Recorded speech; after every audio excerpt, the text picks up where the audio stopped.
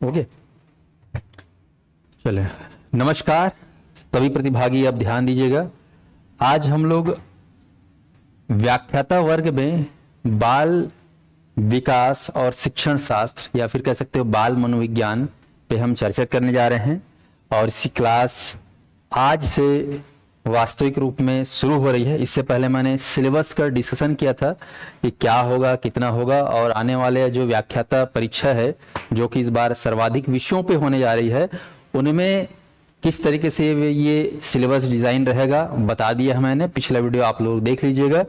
सभी वर्ग एक के जितने भी व्याख्याता हैं, विषय चाहे कोई भी हो, सीडीपी सब में कॉमन ही रहेगा। स्पष्ट है? तो चलिए, आप लोग अब रोजाना मेरे साथ जुड़ेंगे ऑनलाइन क्लास से। इस क्लास को आप बाद में अपने हिसाब से कभी भी देख सकते हो, कई बार देख सकते हो, पर कोशिश करना हर दिन का हर दिन देख लो, तो फिर आपको जो है बर्डन नहीं होगा।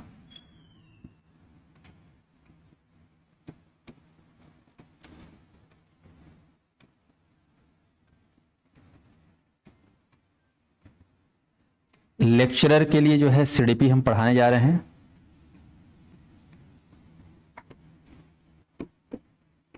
बाल विकास एवं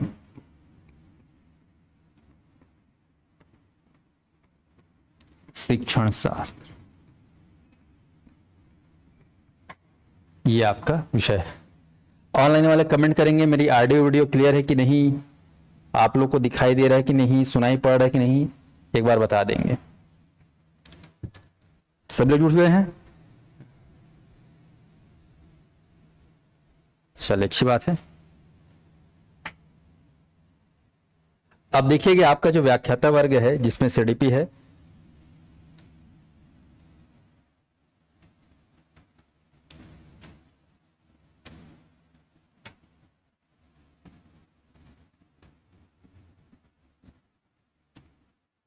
सिलेबस में 4 यूनिट है आप लोग का। ओके, ऑनलाइन में जुड़े हैं मंजू, सीमा, शिल्पा, थानेश्वरी, मंजू, क्या मंजू, हाँ इसमें थोड़ा अलग अलग दिखाता है। ओके ओके, क्लियर है ना? Very good very good. सभी लोग वीडियो को लाइक कर दो, और 24 लोग जुड़े हैं, वीडियो को लाइक कर देंगे भाई। शिक्षण शास्त्र यानी कि पेडागॉगी, फिर आपका शैक्षिक मनोवृत्ति, शिक्षण शास्त्र, उसके बाद शैक्षिक मनोवृत्ति, शैक्षिक मनोविज्ञान,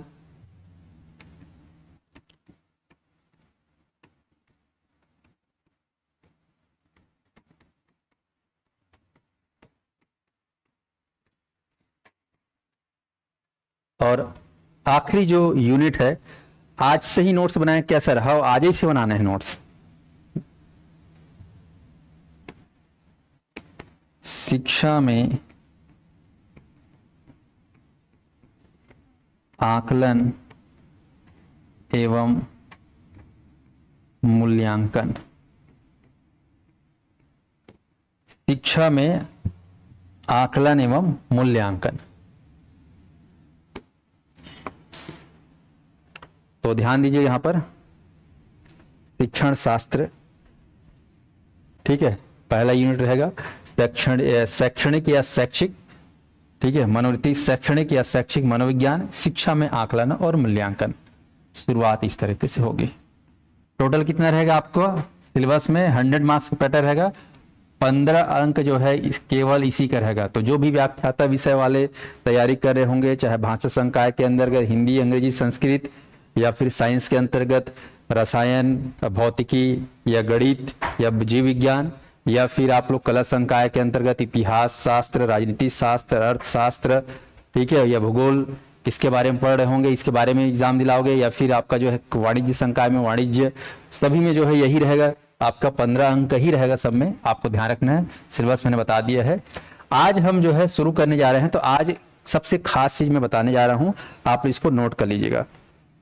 सर ये क्लास शिक्षक भर्ती वर्ग 2 के लिए क्या? वर्ग 2 के लिए नहीं है भाई, न वर्ग 2 के लिए है, न वर्ग 3 के लिए है। हालांकि पढ़ सकते हो, कोई दिक्कत नहीं है, लेकिन वर्ग 2 3 के लिए मैं अलग से क्लास लेता हूं।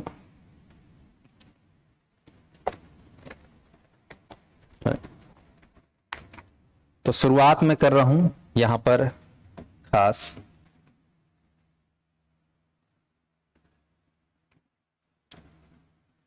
शिक्षण शास्त्र के अंतर्गत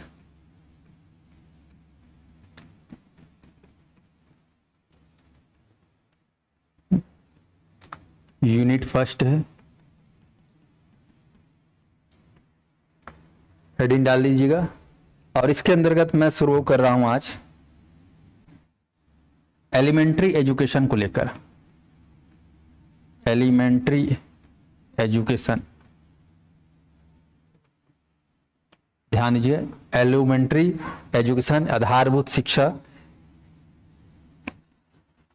या शिक्षा के लिए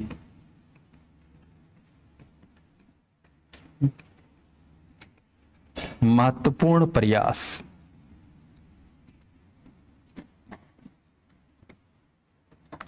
इसके बारे में एक सामान्य आप लोगों को संवैधानिक जानकारी दिया जाएगा और इसके बारे में आपको पता होना चाहिए।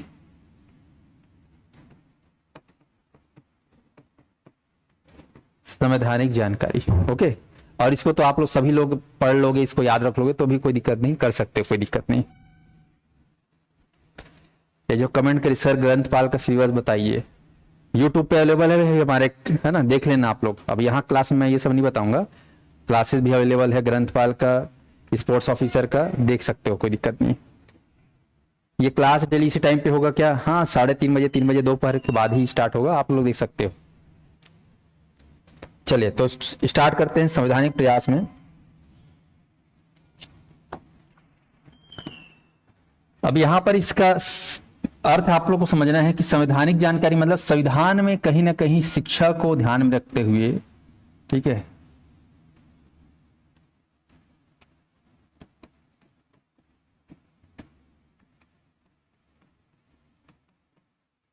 शिक्षा के संदर्भ में संवैधानिक जानकारी को आपको समझना है। तो हमारी सरकार जो है, आप देखे हो प्रस्तावना पढ़े होगे, तो हम चाहते हैं कि हमारे देश के समस्त नागरिकों का जो है आर्थिक, सामाजिक, सांस्कृतिक सभी तरीके से जो है उसका जो है विकास हो। उसमें से सबसे महत्वपूर्ण है आपका शिक्षा भी। तो शिक्षा के लिए संविधान में विशेष उल्लेख है, आर्टिकल में कई सारी जानकारी हैं, उन आर्टिकलों के बारे में थोड़ी थोड़ी जानकारी होनी चाहिए। अब फिर से वही छत्तीसगढ़ी में समझाऊं का, मैं जिन क्लास में पढ़ावत हूँ ये है सब्बो सब्जेक्ट वाले मन, सब्बो व्याख्याता मन बर इंपॉर्टेंट है, सबला पढ़ना है ना। चाहे हिंदी व्याख्याता से आप पढ़ाई कर रहे हो, चाहे संस्कृत व्याख्याता, आपके में 15 नंबर का जो है बाल विकास और शिक्षण शास्त्र पूछा जाएगा। ये 4 यूनिट है, इसी के अंतर्गत सारा चीज जो है हम पढ़ेंगे, तो सबको पढ़ने भी कंपलसरी, ओके। चलिए तो नोट्स में मेरे साथ नोट्स ही बनाएंगे। हालांकि आप लोग के लिए मैंने एक खास काम शुरू किया है, वर्ग 1 का स्पेशल किताब मेरे द्वारा तैयार की जा रही है। आप लोग इस किताब को बिल्कुल अपने पास रखना। वर्ग 1 के लिए स्पेशल बाल विकास और मनोविज्ञान का थ्योरी बुक और स्पेशल अलग से एमसीक्यू बुक, 2 किताब आप लोगों के समक्ष इसी महीने बनकर लगभग रेडी हो जाएगा। तो आप लोग उसको अपने नोट्स के रूप में जो है रख सकते हो, और सभी को लेना है ना, सभी के पास होना चाहिए वो किताब।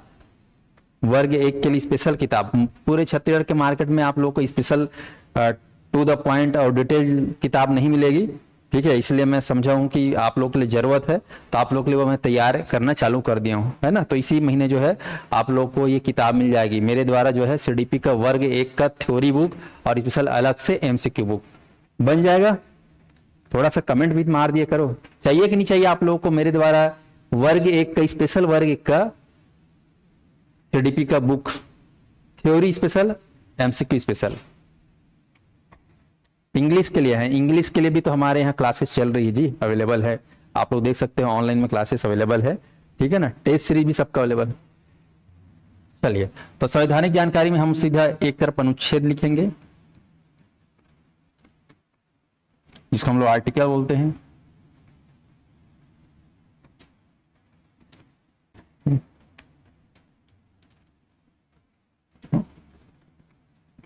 किस बारे में बात की गई है विषय को लिखेंगे।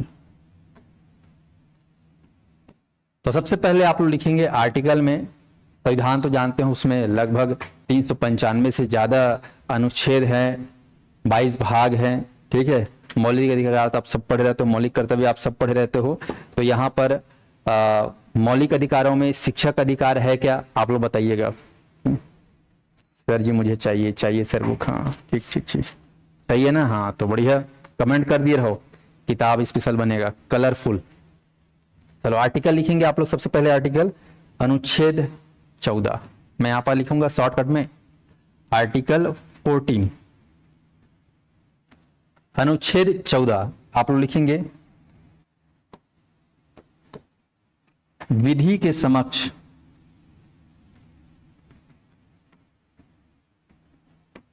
बहुत ही फेमस ये आर्टिकल है, आर्टिकल 14, विधि के समक्ष समता या विधि के समक्ष समानता का अधिकार, ऐसा भी लिख सकते हो।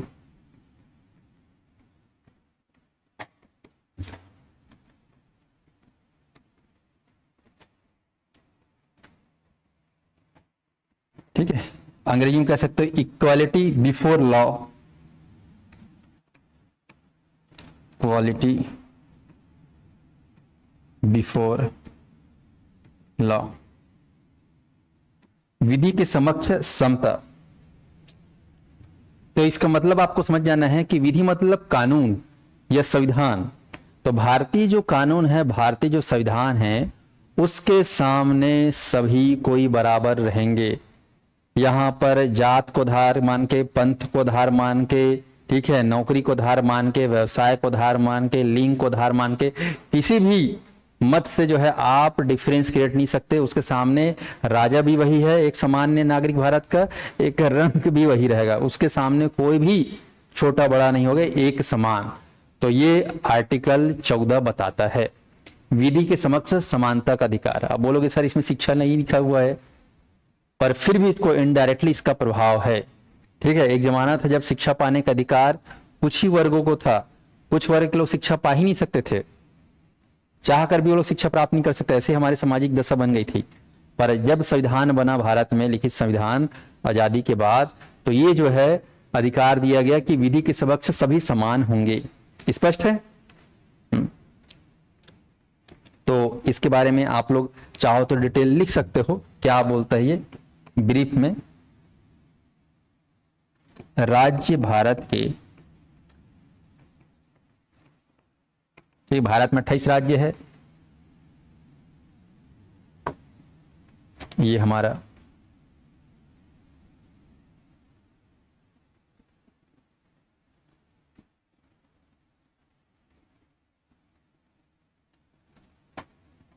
लिख लेंगे राज्य भारत के राज्य क्षेत्र में किसी व्यक्ति को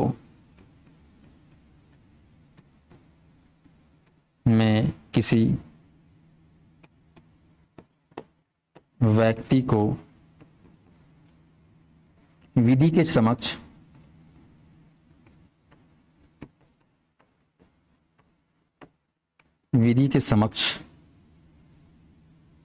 ठीक है, राज्य भारत के राज्य क्षेत्र में किसी व्यक्ति को विधि के समक्ष समता से या विधियों के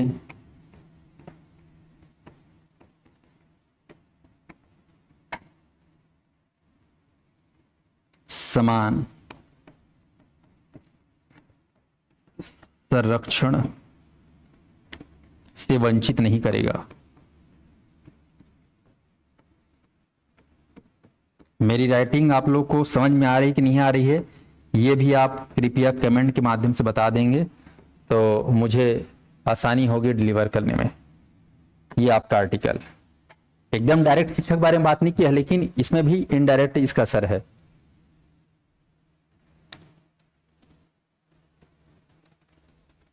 और मैं सीडीपी को अपने स्टाइल में पढ़ाऊंगा, और सीडीपी कितना भी कठिन पूछ दे आपका व्यापम इस बार के व्याख्याता में आपसे बनेगा, जैसा मैं पढ़ाऊंगा वैसा अगर आप लोग पढ़ लेते हो तो ठीक है जी। और जितना पढ़ा रहा हूं उतना ही पढ़ना, अलग से और मार्केट में इधर उधर किताबें खरीदने का मना ही नहीं है, लेकिन जो मैं पढ़ाऊंगा उसको अगर पढ़ लोगे तो भी आपका बेड़ा पार बहुत ही अच्छे से होगा, है ना। कई लोग के दिमाग में चलते रहते हैं 10 प्रकार की बातें।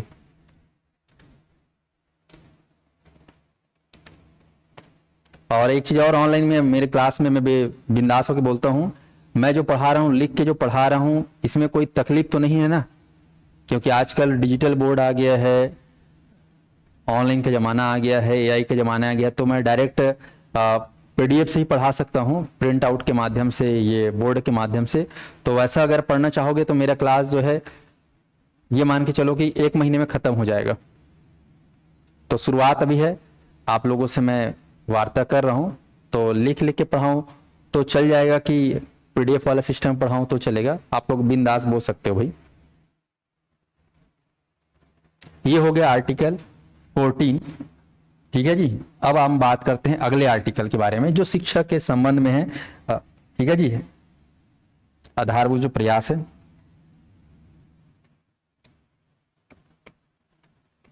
अनुच्छेद 15। देखो यहां पर इसको रटने की कोशिश मत करना, अपने आप रटा जाएगा। 14 हम बोलते हैं ना, समानता समानता समानता, सब बराबर होने चाहिए। तो आर्टिकल 14 बोल रहा है कि कानून के समान, कानून के समक्ष सभी बराबर हैं। अब इसको याद क्यों करना, ये तो भाई जीवन का महत्वपूर्ण चीज है कि जीवन में हर आदमी बराबर होना चाहिए कानून के सामने, ठीक है। माँ बाप के सामने अलग है, परिवार सामने, लेकिन कानून के सामने कोई आदमी जो है ऊपर नीचे नहीं, सब बराबर होना चाहिए। अब वो इतना महत्वपूर्ण जो आर्टिकल है वो किस में है भला बताओ, 14 में, याद है 14 में, चल जाइए। हाँ चलिए आगे बढ़। चलो एक कमेंट आया है पटेल मैडम का कि मुझे पीडीएफ वाला क्लास अच्छा लगता है, चलो अच्छा है भाई।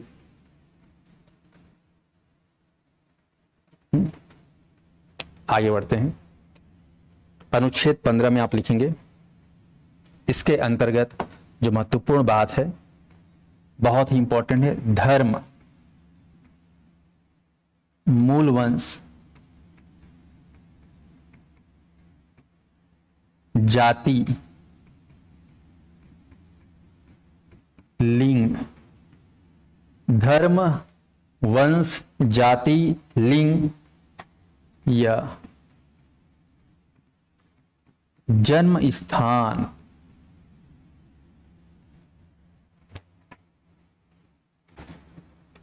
के आधार पर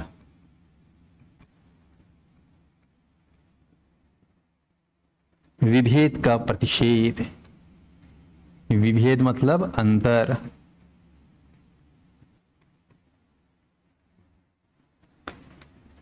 विभेद का प्रतिषेध, ये आपको ध्यान रखना है। यहां पर लिखा हुआ है धर्म, अब जानते हो यहां पर तो हिंदू धर्म, सिख धर्म, ईसाई धर्म, इस्लाम धर्म, ऐसे बहुत सारे धर्म, पारसी धर्म ऐसा है। तो धर्म के आधार पर, वंश के आधार पर, जाति के आधार पर, जाति मतलब समझते हो हमारा समाज तो कई जातियों में बटा हुआ है, लिंग मतलब स्त्रीलिंग, पुल्लिंग और आपका जो है थर्ड जेंडर आचल होता है, ठीक है जानते हो। जन्म स्थान के आधार पर अंतर का प्रतिषेध है, अंतर नहीं किया जाएगा, सभी जानते हैं इस बात को। चलिए तो इसको लिखेंगे, अंग्रेजी में बोल सकते हैं इसको, provision of discrimination on ground of religion, race, caste, sex और प्लेस ऑफ बर्थ। फिर से सुन लीजिएगा, अनुच्छेद आर्टिकल जो 15 है वो क्या बोलता है, prohibition of discrimination on grounds of religion, race, caste, sex और प्लेस ऑफ बर्थ, ये आपको ध्यान में रखना है।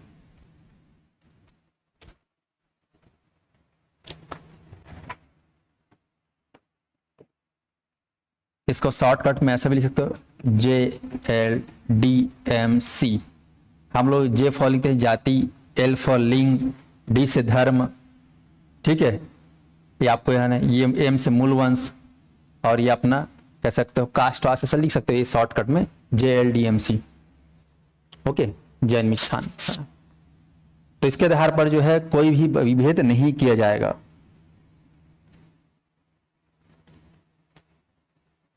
अब लिखेंगे अगला आर्टिकल, इसका मतलब थोड़ा सा और डिटेल में समझ आइएगा। आपका जो आर्टिकल 15 है, अनुच्छेद 29 के खंड 2 में बात कही गई कि राज्य को जो है सामाजिक और शैक्षणिक दृष्टि से जो पिछड़े हुए नागरिक है उसे किन्हीं वर्गों के उन्नति के लिए अनुसूचित जातियों और अनुसूचित जनजातियों के लिए कोई विशेष उपबंध करने से निवारित नहीं करेगी। तो यहाँ पर आपको ध्यान रखना है कि जो हमारे समाज में पिछड़े वर्ग हैं उनके विशेष उन्नति के लिए जो है स्पेशल उपबंध, स्पेशल प्रोजेक्ट है ना, स्पेशल विशेष कार्य कर सकती है, इसके लिए मनाही नहीं है। बाकी जो है हमें बिल्कुल भी इस आधार पर अंतर नहीं करना है। अगला आर्टिकल लिखेंगे अनुच्छेद 15 के बाद लिखेंगे अनुच्छेद 16।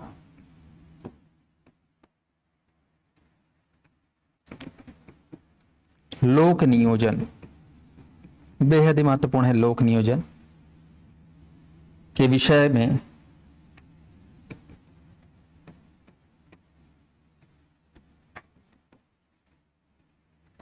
अवसर की समानता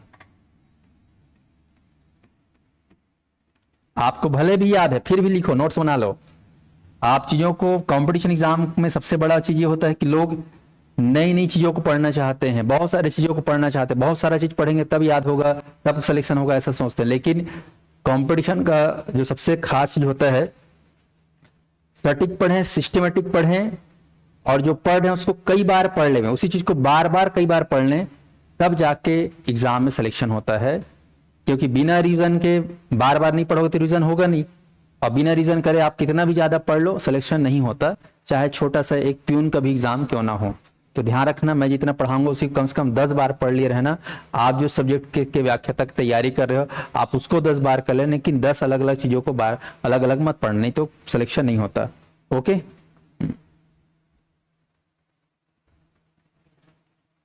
सैल पटेल, चलो समझ में आ रहा है यहां तक? ओके ओके ठीक है। तो लोक नियोजन में अवसर की समानता, तो यहां पे आपको ध्यान रखना है जो पब्लिक एम्प्लॉयमेंट होता है, जो सरकारी नौकरी खासकर जो होती हैं, इन सरकारी नौकरियों में अगर बात करें,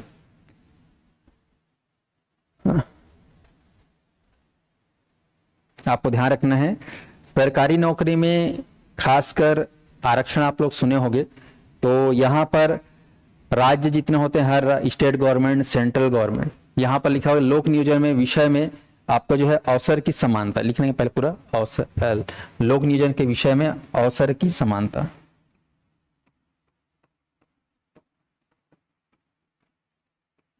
ये आपका अवसर की समानता, इसके अंदर लिख लेंगे आप लोग राज्य के अधीन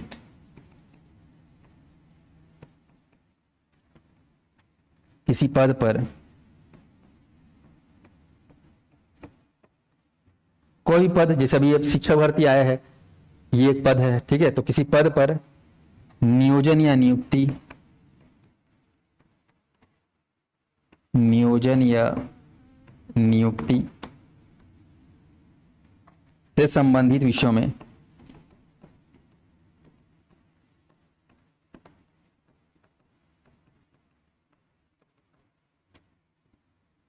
सभी नौकरों के लिए, सभी नागरिकों के लिए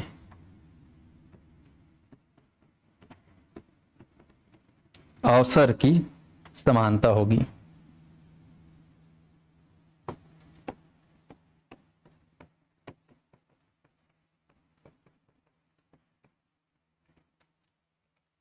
पीएससी यूपीएससी की तैयारी करते हैं तब तो ये आर्टिकल बहुत अच्छे से पढ़ना होता है और बहुत इंपॉर्टेंट ये हो जाता है। हाँ। अनुच्छेद 15, अनुच्छेद 16, अनुच्छेद 16 क्या है? लोक नियोजन के विषय में अवसर की समानता, अंग्रेजी में बोलेंगे equality of opportunity, equality of opportunity in matters of public employment, ये आप लोग अंग्रेजी में लिख सकते हो। अब इसके बाद लिखेंगे बेहद ही खास, संविधान की आत्मा कह सकते हो आर्टिकलों में, इतना इंपॉर्टेंट है ये आर्टिकल या अनुच्छेद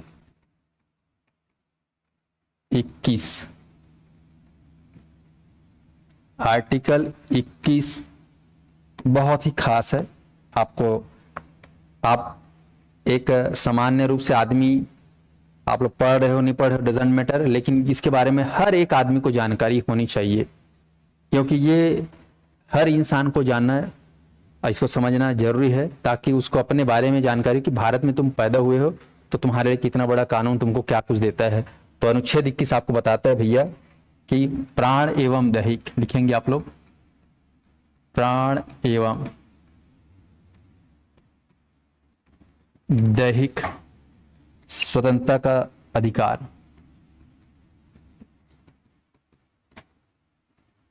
दैहिक स्वतंत्रता का संरक्षण या फिर अधिकार।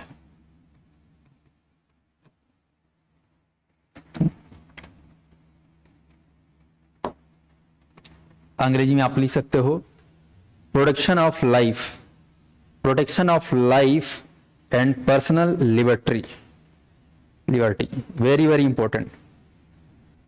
अनुच्छेद 21 प्राण एवं दैहिक स्वतंत्रता का अधिकार, 21 के अंतर्गत बहुत सारे और भी इसके अंतर्गत सब लॉ हैं जिनको भी एग्जाम के हिसाब से पढ़ना होता है, पर हम लोग अभी सीडीपी में उसके अंदर की डिटेल को नहीं पढ़ेंगे। कम से कम इतना मुख्य रूप से जान लें कि आर्टिकल 21 जो है प्राण एवं दैहिक स्वतंत्रता का अधिकार है। ओके, इसके अंदर आप लिख लेंगे जो मूलभूत बातें हैं। क्या है मूलभूत बातें, ऑनलाइन वाले ध्यान से लिखेंगे। किसी व्यक्ति को, आप लोग अभी न्यूज़पेपर पढ़ रहे हो तो एक लड़का है जो कई सालों से कोमा में है, ठीक है, और वो शारीरिक पीड़ा से ग्रसित है, पर उस न इलाज हो पा, न वो ठीक हो पा रहा है, न वो शरीर छोड़ पा रहा है। 10 साल से ज्यादा हो गए, पेपर में हर दिन फ्रंट पेज में रहता है। उनको अब सरकार, भारत सरकार सुप्रीम कोर्ट से जो है इच्छा मृत्यु देने का, है ना, परमिशन दे दिया है। आप लोग पता है कि नहीं पता है? तो कहीं ना कहीं कौन, भारतीय संविधान के इस आर्टिकल से संबंधित है वो। तो लिखेंगे किसी व्यक्ति को उसके प्राण या उसके प्राण या दैहिक स्वतंत्रता से, दैहिक स्वतंत्रता से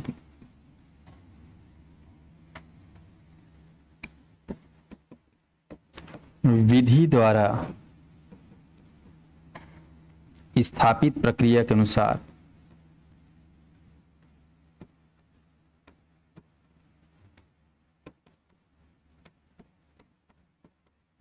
स्थापित प्रक्रिया के अनुसार ही वंचित किया जाएगा,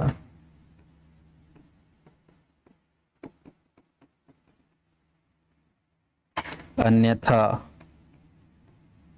नहीं। किसी व्यक्ति को उसके प्राण या दैहिक स्वतंत्रता से विधि द्वारा ही स्थापित प्रक्रिया के अनुसार ही वंचित किया जाएगा, अदरवाइज बिल्कुल भी नहीं। ये भारत सरकार के आर्टिकल 21 में है, और इसको एक इंसान के लिए मौलिक अधिकारों में से सबसे बड़ा अधिकार इसी आर्टिकल को माना गया है। आर्टिकल 21 को सबसे बड़ा आर्टिकल एक इंसान के लिए भारत के संविधान में। पीजीटी के पैकेज में सीडीपी भी शामिल रहता है कि नहीं? बिल्कुल, हमारे यहाँ जितने भी व्याख्याता हैं उन सभी के पैकेज में, क्लासेस में सीडीपी जो है शामिल है। ओके, अब आगे लिख लीजिएगा। अनुच्छेद 21 का ये जान, ये एकदम एकदम सार है ना, इसको भले तुम लोग मानो चाहे मत मानो, ये सबसे सार है भैया। इसको आपको याद कर लेना चाहिए, इसको आपको जान लेना चाहिए। चलिए इसके बारे में अंदर में लिखेंगे। इस अनुच्छेद में अगर बात करें तो मानव गरिमा के अंतर्गत, मानव गरिमा, एक मानव को जो है गरिमामय जीवन जीने का अधिकार है, शांति से, प्राइवेसी के साथ, स्वतंत्रता के साथ जीने का अधिकार है। तो यहां पर मानव गरिमा, और बहुत बड़ा होता है इसका अर्थ, मानव की गरिमा के अंतर्गत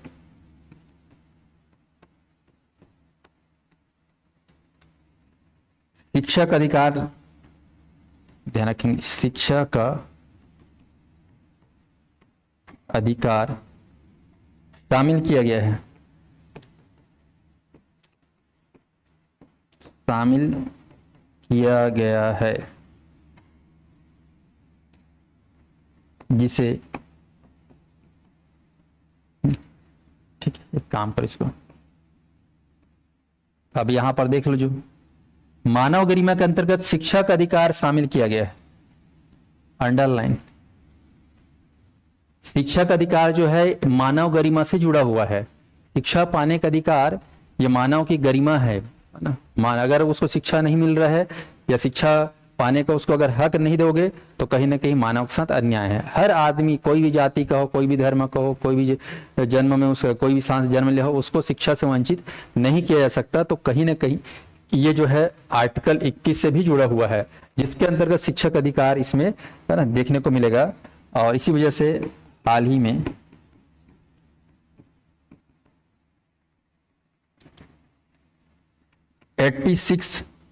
छियासवें संविधान का जब संशोधन हुआ,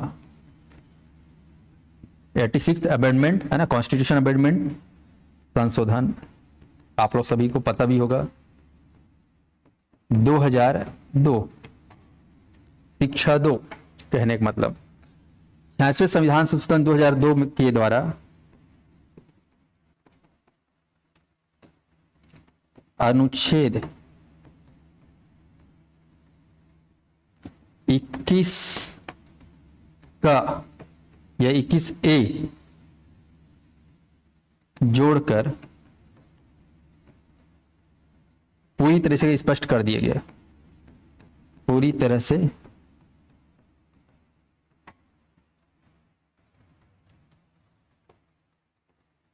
स्पष्ट कर दिया गया। ये आपको ध्यान रखना है, क्या स्पष्ट कर दिया गया, तो ध्यान दीजिए, 6 से 14 लिख लेंगे, 6 से 14 वर्ष की आयु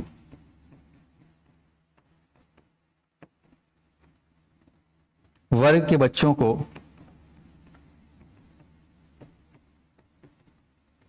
को अनिवार्य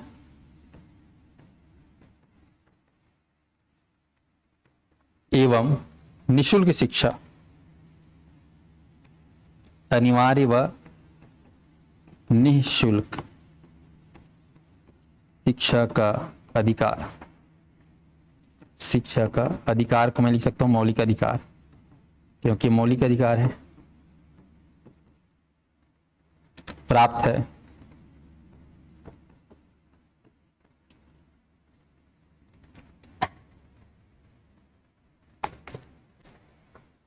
तो ये चीज आपको ध्यान रखना है साथियों। फिर आप जानते हो राइट टू एजुकेशन आया 2009 में, आरटीई, तो आरटीई कहीं ना कहीं इससे जुड़ा हुआ है।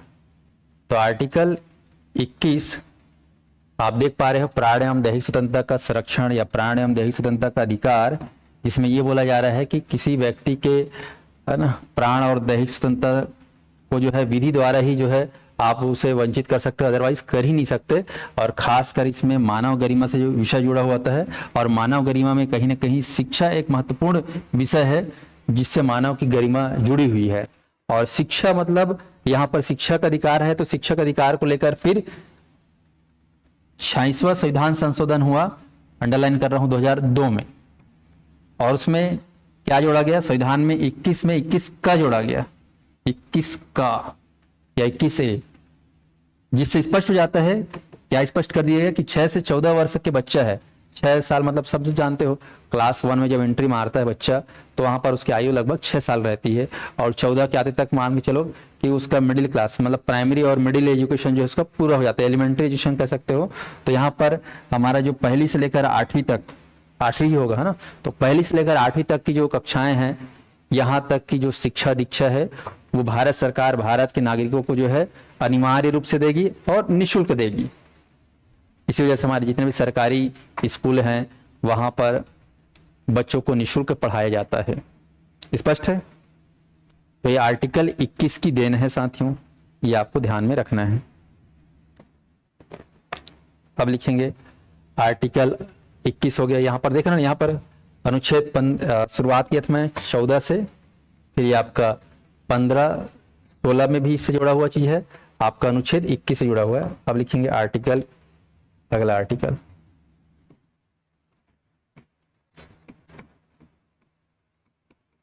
अनुच्छेद 28। आर्टिकल 28 क्या बोलता है आप लोग लिखिएगा।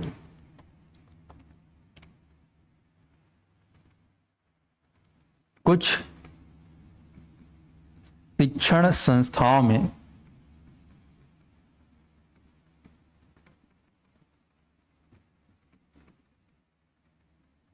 धार्मिक शिक्षा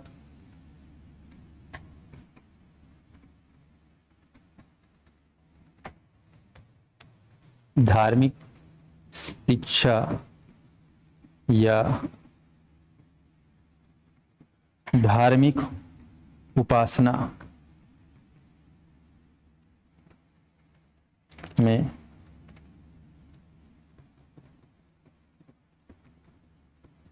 उपस्थित होने के बारे में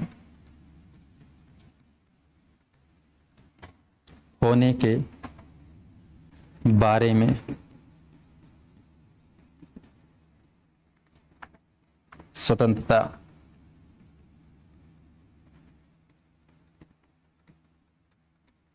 होने के बारे में स्वतंत्रता, ये आपको ध्यान,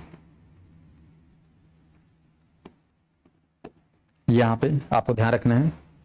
कुछ शिक्षण संस्थाएं आपको ध्यान रखना है, इसमें धार्मिक शिक्षा या धार्मिक उपासना में उपस्थित होने के बारे में जो है स्वतंत्रता है भारत के नागरिकों को। अंग्रेजी में बोल सकते हो आप लोग, freedom as to attendance at religious instruction और religion worship in certain educational institutions. आप जानते हैं हमारे यहाँ अलग अलग धर्मों के लोग भारत में रहते हैं और अपने अपने धर्म के अनुसार शिक्षा दीक्षा प्राप्त कर सकते हैं। जैसे कि आप लोग देखे होंगे मुसलमानों में मदरसा होता है, ठीक है, ईसाइयों में मिशनरी स्कूल होते हैं, है ना, हमारे हिंदुओं में भी जो है होता है अपना धार्मिक स्कूल वगैरह। तो वहाँ पर उनको अपने हिसाब से अपने धर्म के शिक्षा दीक्षा दिया जा सकता है, पर्टिकुलर उन धर्म से जुड़ा हुआ उस, ठीक है, आधार पर। बाकी जो सरकारी स्कूल है वहां पर किसी एक धर्म का विशेष रूप से शिक्षा दीक्षा का अधिकार नहीं दे सकते, वहां पर सब चीजें कॉमन है। ओके, आपको ध्यान रखना। जैसे राज्य सरकार, क्योंकि वो सरकारी स्कूल ऐसा है कि वो स्टेट गवर्नमेंट या सेंट्रल गवर्नमेंट के द्वारा फंडिंग से जो चलता है, वहां पर ये चीज नहीं किया जा सकता, आपको ध्यान रखना। कहने का मतलब ये है कि राज्य, इसको लिख लो आप लोग, ज्यादा अच्छा रहेगा। हाँ स्नेहा, मैं तुम्हारा कमेंट देख चुका हूं। बार बार बोले कि सर मैथ्स का सिलेबस का पता करवाइए। हाँ, मैं पता करवाऊंगा।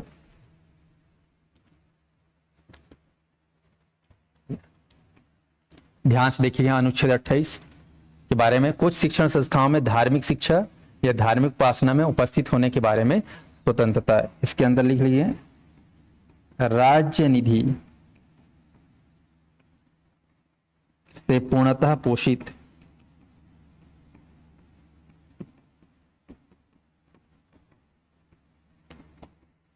किसी शिक्षा संस्थान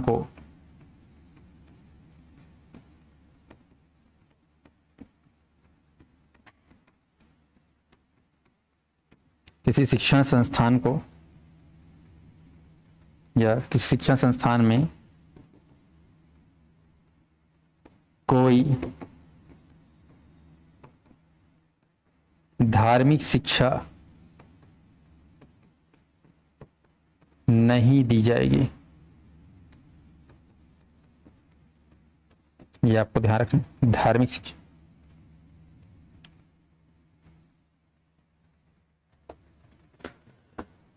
तो इसमें एक खास लाइन को याद रखना, राज्य निधि से पूर्णतः पोषित कोई संस्था है, जैसे कि सरकारी स्कूल आप जानते हो, वहां पर जो है शिक्षण संस्थान में कोई भी धार्मिक शिक्षा नहीं दी जाएगी। बाकी कुछ जो ट्रस्ट है, कोई धर्म है, वहां पर धर्म संबंधी से आप जानते हो मदरसा वगैरह में स्पेशल वहां पर शिक्षा दिया जाता है, वहां पर अधिकार है भारत में। ओके,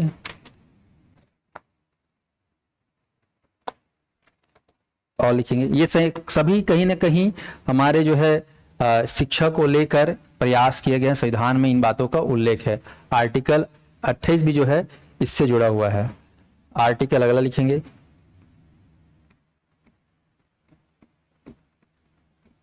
अनुच्छेद या आर्टिकल 29 क्या बोलता है भाई? 29 लिखेंगे, अल्पसंख्यक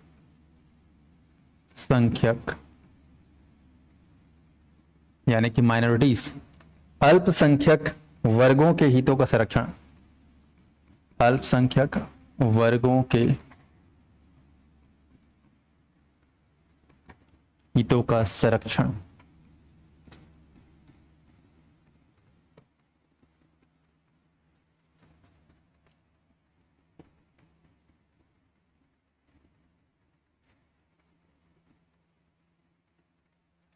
तो यहां पर थोड़ा समझिएगा, जैसे हमारे भारत में अल्पसंख्यक वर्ग में सिख धर्म के लोग आते हैं, पारसी धर्म के लोग आते हैं, आप जानते हो, जिनकी जनसंख्या कम है बाकी धर्म के तुलना में कहना चाहिए, तो उनको अल्पसंख्यक घोषित कर दिया जाता है। जैसे आप जाओगे तो पाकिस्तान में हिंदू लोग अल्पसंख्यक हो जाते हैं, ठीक है जी।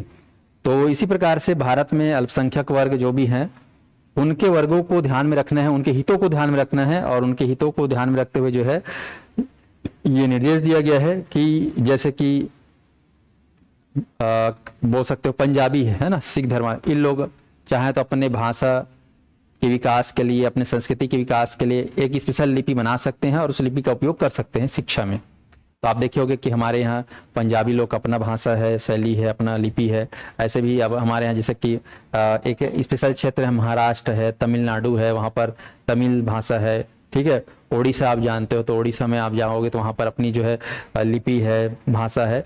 तो कहीं ना कहीं हालांकि वो लिपि भाषा हो गया, तो ऐसी जातियों में अगर देखा जाए तो अपने अपने जाति के हिसाब से जो है हितों को संरक्षण में ध्यान में रखते हुए भारत सरकार जो है उन नागरिकों को विशेष भाषा, विशेष लिपि और विशेष संस्कृति को बनाए रखने का अधिकार है ना देता है। ये आपको ध्यान रखना है।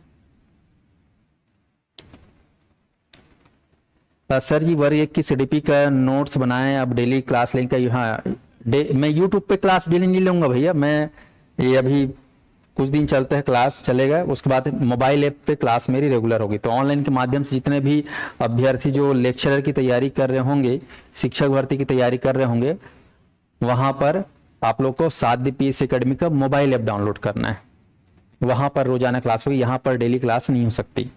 स्पष्ट है साथियों? चलिए अब अगला आर्टिकल हम आते हैं,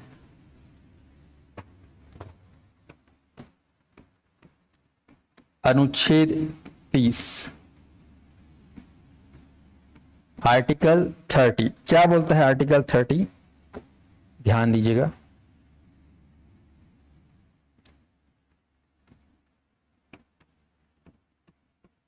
शिक्षण संस्थाओं में या शिक्षण संस्थानों में इनकी स्थापना और प्रशासन करने का और प्रशासन करने का अधिकार जो है अल्पसंख्यक को है, अल्पसंख्यकों को या अल्पसंख्यक वर्गों को अधिकार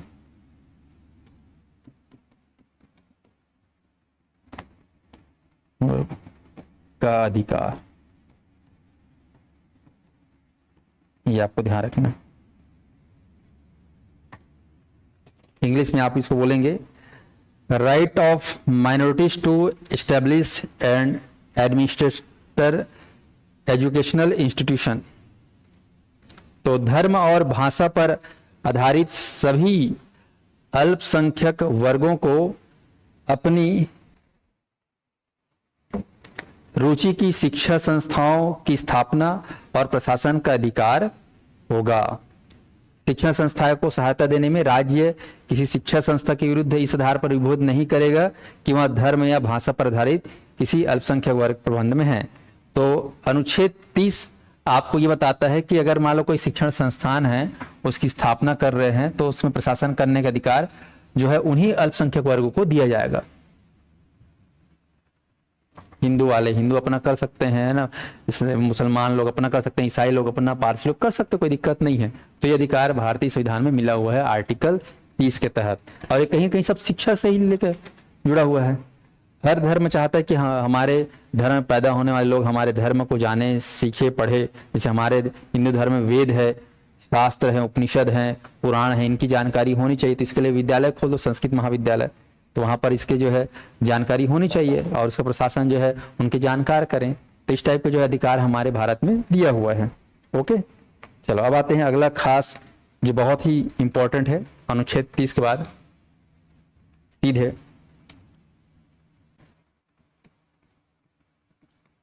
अनुच्छेद 45 क्या बोलता है भाई। अनुच्छेद 45 तो ध्यान सुनिएगा। 6 वर्ष से, ध्यान रखना, 6 वर्ष से कम आयु के बालकों के लिए, कम आयु के बालकों के लिए प्रारंभिक बाल्यावस्था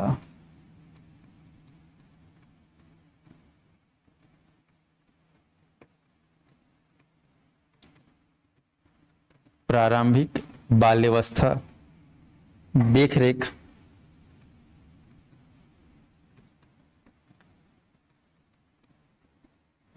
और शिक्षा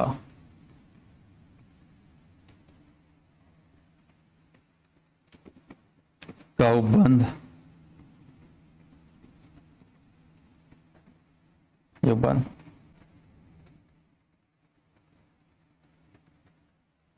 ये भी बेहद खास है, लिख ले रहो।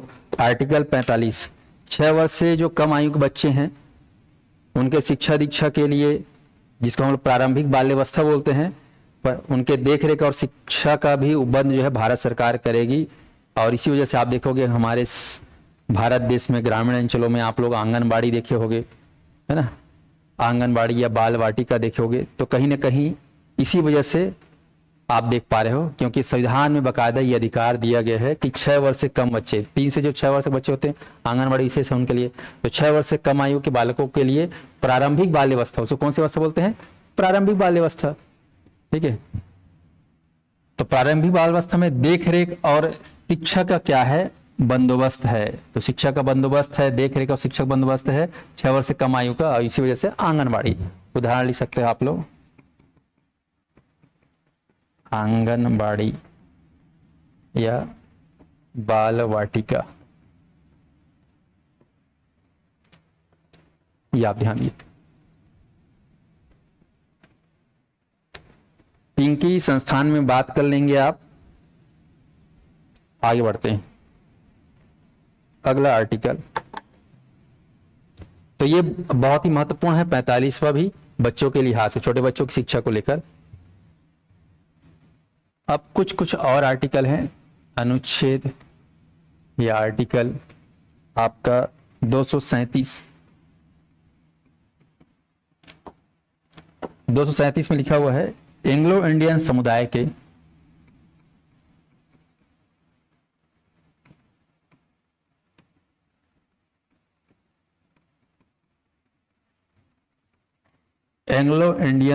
के हितार्थ या हितों की रक्षा के लिए हितार्थ शैक्षिक अनुदान की स्वीकृति।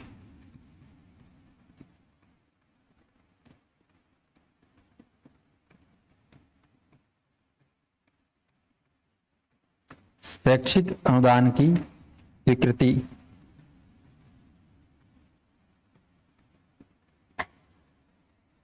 का प्रावधान है।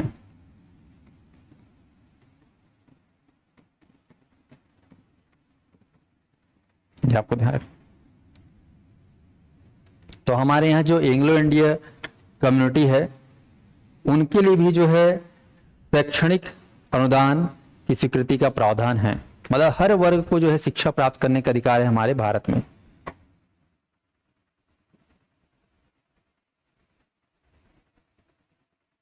आगे बढ़ें।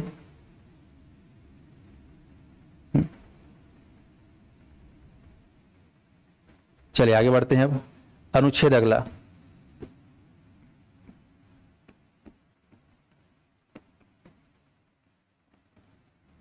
ये आर्टिकल मैं इसलिए लिखा रहा हूं क्योंकि ये आर्टिकल के बारे में कम से कम बेसिक जानकारी होगी, तो आप जो है जो राइट टू एजुकेशन एक्ट है 2009 आरटी, उसके बारे में अच्छे समझ पाओगे। फिर आप पढ़ोगे एनसीएफ, ठीक है, एनसीएफ का जो स्ट्रक्चर है उसको आप समझ पाओगे, और उसके आप जो है एनईपी का जो है स्ट्रक्चर है उसको आप समझ आओगे। एनईपी 2020 बेहद ही खास है, एनसीएफ जो है आपका 2005 बेहद खास है, वो सब समझने में आसानी होगी, इसलिए इन सब चीजों के बारे में जानकारी होना आवश्यक है। अगर लिखेंगे 237 के बाद 343, क्या बोलता है भाई 343? लिखेंगे देवनागरी लिपि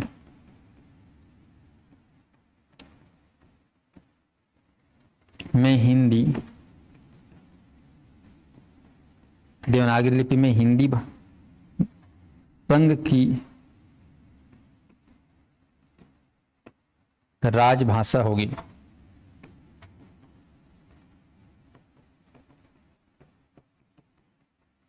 संघ मतलब आप जानते हो भारत में 28 राज्य हैं, 28 राज्यों को मिलाया जाए तो भारत एक संघ बन जाता है, और इन 28 राज्यों का जो एक संघ है, कॉम्बिनेशन है, समूह है, इन सभी राज्यों में कहीं ना कहीं हिंदी को जो है राजभाषा का मान्यता दिया जाएगा। ठीक है, हिंदी मतलब देवनागरी लिपि में जो हिंदी है, कौन सा हिंदी? देवनागरी लिपि वाला हिंदी। इसमें जो लिख रहा हूं ये हिंदी को आजकल आप लोग व्हाट्सएप में अंग्रेजी में भी लिखते हो, लेकिन मैं जो लिखा हूं ये देवनागरी लिपि है, तो इस भाषा में जो इस लिपि में जो लिखा गया हिंदी है, इसको राजभाषा माना जाएगा। स्पष्ट है?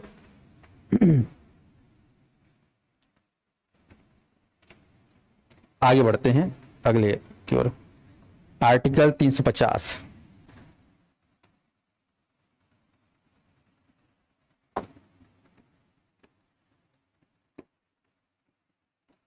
आर्टिकल 350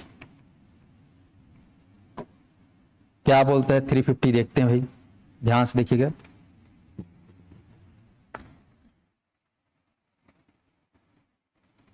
शिकायत निवारण,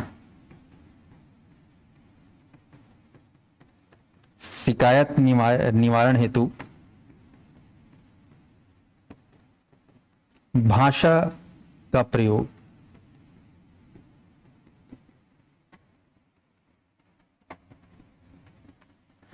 ब्रैकेट में लिख रहा हूं मैं यहां पर, प्रत्येक व्यक्ति अपनी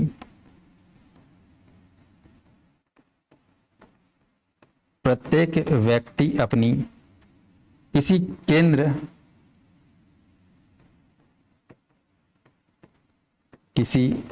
केंद्र या राज्यों में प्रयोग की जाने वाली, राज्यों में प्रयोग की जाने वाली भाषा में पत्र लिख सकता है।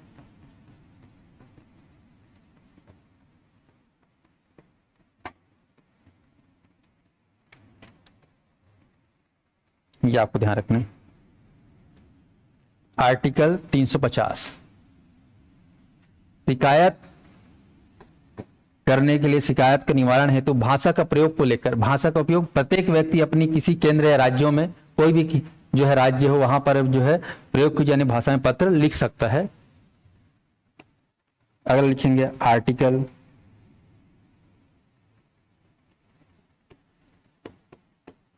अनुच्छेद 350 ए भी है। 350 ए क्या बोलता है? प्रत्येक राज्य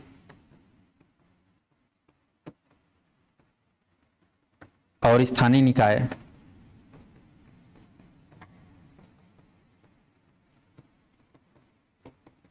प्रत्येक राज्य और स्थानीय निकाय में विशिष्ट अधिकारी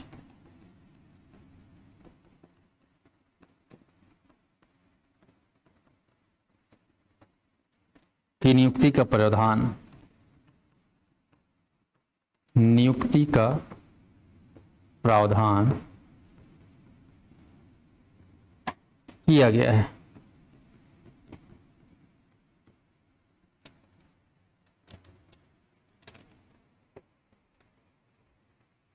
लिख लीजिए।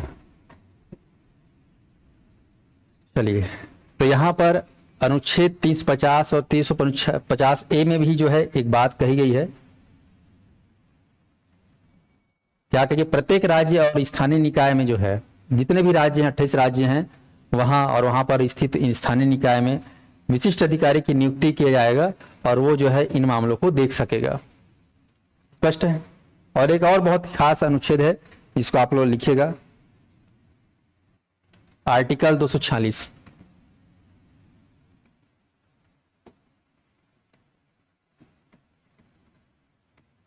अनुच्छेद 242। क्या है अनुच्छेद 242? आप ध्यान से देखिएगा, सुनिएगा। केंद्र व राज्य सरकारों के केंद्र व राज्य सरकारों के शैक्षिक उत्तरदायित्व, शैक्षिक या शैक्षणिक उत्तरदायित्व तथा अधिकार क्षेत्र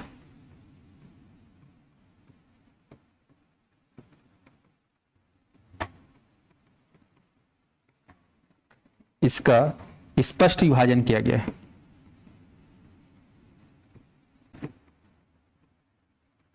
स्पष्ट विभाजन किया गया है।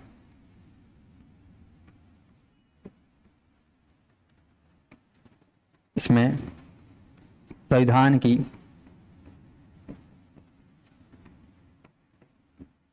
7वीं अनुसूची, ध्यान रखिएगा, संविधान की 7वीं अनुसूची को 3 भागों में बांटा गया है।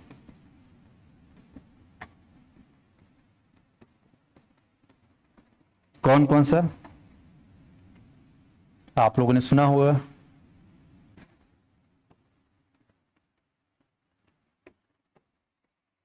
केंद्र सूची,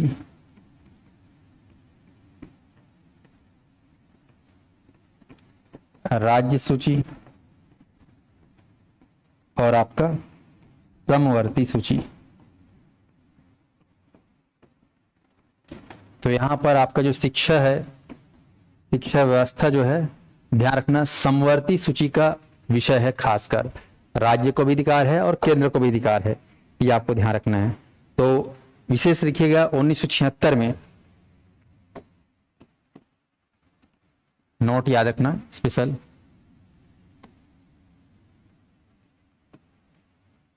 वर्ष 1976 में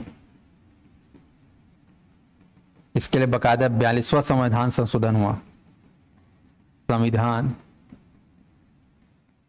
संशोधन में हुआ था, ये बहुत ही खास है। 42वां संविधान संशोधन जो 1976 में हुआ था, उसमें शिक्षा को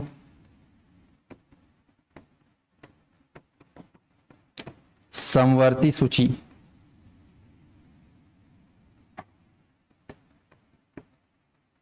का विषय बना दिया।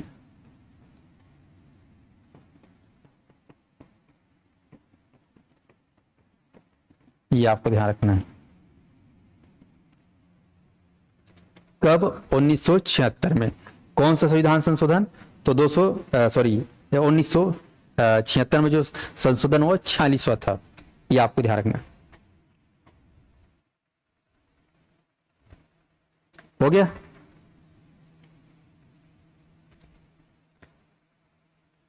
हे। कौन है भाई? फोन S7 आई चैलेंज साध्य एकेडमी फर्स्ट रैंक किसी भी कोचिंग संस्था से नहीं होगा। अच्छा सर जी, ऐप नहीं चल रहा है, ऐप कब से स्टार्ट होगा? अच्छा, ये कुछ लोग एकदम नए नए अकाउंट बना लिए रहते हैं और एक से कमेंट करते रहते हैं। ऐसे लोग कमेंट पे आप लोग फोकस नहीं करिएगा। मेरे को 10 साल हो गए एकेडमी पढ़ाते चलाते। मेरे संस्थान में कई लोग अच्छी अच्छी बात करते हैं, कई लोग नकारात्मक बात करते हैं, कई लोग सकारात्मक बात करते हैं। मेरे को इन सब चीज़ों से कोई फर्क नहीं पड़ता। मुझे पता है क्या पढ़ाना है, क्या नहीं पढ़ाना है, कैसे पढ़ाना है।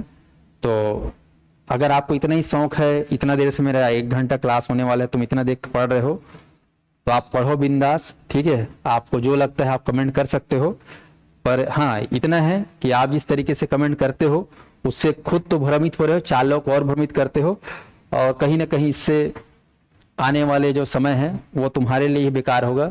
क्योंकि हम जब यहाँ पर पढ़ा रहे हैं तो हमारा उद्देश्य है चीज़ों को सरल करके बताना। बेटा जब तुम भी शिक्षक बनोगे ना तो तुम्हारे अंतरात्मा में प्रकट नहीं होगा कि क्या पढ़ाना है क्या नहीं, तुम भी किसी विषय वस्तु को आधार मानकर ही पढ़ाओगे। आया समझ में? तो तुम मेरे सामने बच्चे होगे, चाहे वो किसी भी उम्र के हो, ठीक है। मैं जिस फील्ड को पढ़ा रहा हूँ 10 साल से, तो मेरे को थोड़ा सा इसमें अनुभव ज्यादा है कि क्या पढ़ाना है, कैसे पढ़ाना है। बाकी मैं ऐसा कोई प्रकांड विद्वान नहीं हूँ। मेरा काम होता है सब्जेक्ट को सरल तरीके से आप तक समझाना, पेश करना, ताकि आपको समझ में आए, आसानी हो। ठीक है जी।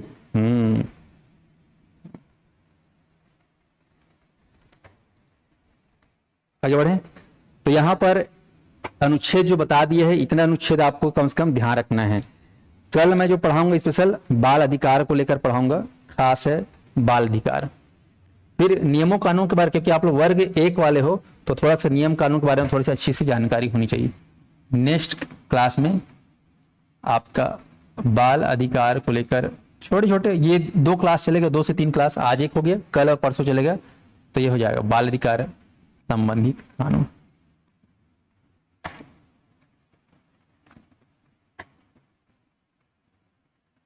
इसको हम लोग कल पढ़ेंगे, चल जाएगा। थोड़ा थोड़ा कर पढ़ेंगे। मेरे को 1 हफ्ता 1 महीने में कोर्स कंप्लीट नहीं करना है, आराम से 3 महीने पढ़ेंगे, 3 से 4 महीने, ताकि चीजों को समझ सकें, अभ्यास कर सकें। क्योंकि मैं समझता हूं कि ये जो कह सकते हो विषय है, लोगों को बहुत सरल भी लगता है, कई लोगों को बहुत कठिन लगता है। तो हम इसको कठिन से सरल बनाएंगे और कोशिश ये करेंगे कि हम इसको क्लास में ही याद करें। इसलिए मैं आराम से पढ़ा रहा हूँ, आप लोग हड़बड़ी नहीं करना है। इसका किताब मैं स्पेशल नया बना रहा हूँ और इस पर बेस्ड एमसीक्यू बना रहा हूँ, वो आप लोग को हमारे मोबाइल ऐप पे अवेलेबल दिखेगा। ठीक है जी। तो आप लोग के लिए कोई दिक्कत वाली बात नहीं है। और इसका नोट्स मैं जो पढ़ाया आज ये मैंने पढ़ाया, देखो यहाँ पर एक एक चीज़ों को लिखा लिखा पढ़ाया। चाहता तो मैं पीडीएफ बनाता तो मेरे 5 मिनट में क्लास हो जाता है, लेकिन आप लोग, ठीक है, एआई का जमाना आ गया, लेकिन एआई तुम्हारा दिमाग में एआई नहीं बना है। ठीक है, तुम तो आदमी छो, तुम कितना याद कर सकते हो, एक दिन में कितना पढ़ सकते हो, ये एक मानव की इंसानियत की लिमिट है। ठीक है, तो आपको जो है उसी तरीके से धीरे धीरे पढ़ना है। ठीक है, ये आपको ध्यान रखना है। ये देखो आर्टिकल 14, इसको जानना है कि ये भाई शिक्षा से जुड़ा हुआ है। आर्टिकल 15 भी शिक्षा से जुड़ा हुआ है, 16 भी जुड़ा हुआ है, कहीं ना कहीं डायरेक्ट इनडायरेक्ट। आपका 21 जुड़ा हुआ है, आपका आर्टिकल 28 जुड़ा हुआ है। थोड़ा बहुत इतना नियम के बारे में पता होना चाहिए। आर्टिकल 29 जुड़ा हुआ है। बाकी क्या होता है, बाकी चीजों को हम पढ़ेंगे। आर्टिकल 30 भी कहीं ना कहीं जुड़ा हुआ है, इससे जुड़ा हुआ है शिक्षा से। आर्टिकल 45 भी जुड़ा हुआ है। कई बार आ जाता है कि शिक्षा के संबंध में कौन कौन से अनुच्छेद जुड़ा हुआ है कि नहीं जुड़ा है, तो आपको ध्यान देना है। अनुच्छेद 237 भी जुड़ा हुआ है, 243 भी कहीं ना कहीं शिक्षा जुड़ा, 350 भी है, 350 ए भी इन सबसे जुड़ा हुआ है। स्पष्ट है? तो चलिए थोड़ी थोड़ी चीजों को पढ़ेंगे, फिर धीरे धीरे हमारा क्लास का ड्यूरेशन भी बढ़ेगा और हम डेप्थ में जाते जाएंगे। अभी मैंने स्टार्टिंग थोड़े थोड़े चीजों से पढ़ाया है। चलिए, और सीडीपी का सिलेबस मैंने बता दिया जी, आप देख लेना। ऐप में नेक्स्ट दिन जो है आपको अपलोड होके मिलेगा, 1 दिन समय लगता है अपलोड होने में। ठीक है, तो चलिए आज क्लास को यहीं पे वाइंड अप करते हैं। कल फिर मिलेंगे दोपहर में। आप लोग अपना स्वास्थ्य का ध्यान रखिए, खूब मन लगा के पढ़िए और टारगेट रखिए कि मुझे इस बार सिलेक्शन लेना है। इस उद्देश्य के साथ पढ़िए, पॉजिटिव एनर्जी के साथ पढ़िए। और मुझे पता है कि जब आप पढ़ने बैठोगे तभी तुम्हारे जीवन में एक से एक बाधा आएगा, पर बाधा आए चाहे मत आए, है ना, आने हैं, वैसे तो नहीं आता, ऐसी बात नहीं, आता ही है। जब भी पढ़ने बैठोगे तो उसी समय कुछ ना कुछ घर परिवार में या तुम्हारे साथ कुछ कांड हो जाएगा, लेकिन वो सब चीज को इग्नोर करो। पढ़ना जरूरी है, ठीक है, छोड़ना बिल्कुल नहीं है। चलिए, धन्यवाद आप सभी का। इसी तरीके से अपना प्यार और विश्वास बनाए रखिएगा। पूरा हम लोग ताबड़तोड़ तैयारी करेंगे। नवंबर में आप लोग का पेपर है, पर उससे हम पहले ही कोर्स को कंप्लीट करके प्रैक्टिस भी कराएंगे और स्पेशल टेस्ट सीरीज भी होगा इस पे। स्पष्ट है? चलिए, धन्यवाद आप सभी का। पॉलिटिकल साइंस में क्लास लेक्चरर का पद आएगा, फिक्स है, हाँ फिक्स है जी। हिंदी में भी आएगा, बहुत सारे विषयों में आने वाला इस बार। आप लोग तैयारी को चालू कर दो, सिलेबस के इंतजार में मत बैठे रहो, सिलेबस के अनुसार से हम लोग पढ़ा रहे हैं लगभग वैसे ही।